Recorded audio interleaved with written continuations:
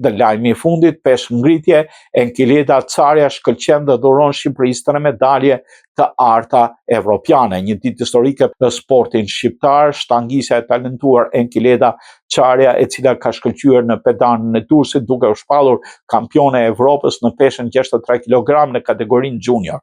Një paraqitje e jashtëzakonshme që ngjalli emocione të papërshkrueshme për gjithë tifozët kuqezi.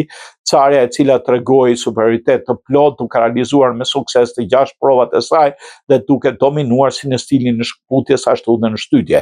Në shkëputje ajo ngriti 95 kg, 96 kg dhe 98 kg, ndërsa në shtytje triumfoi me 113 kg, 116 dhe 118 kg. Kjo performancë e pabesueshme I siguroi 3 medalje të arta dhe vendosi 3 rekordeve të reja evropiane në të dyja kategoritë. Kështu Carja u ngjit e parë në gjitha kategoritë duke shënuar një fitore që do mbetet gjatë në historinë e peshngritjes shqiptare. Për këtë sukses të jashtëzakonshëm të sportistës dursake, Carja ka reaguar dhe kryebashkiake e Durrësit Emiriana Sako. Historia e saj nuk do të harrohet.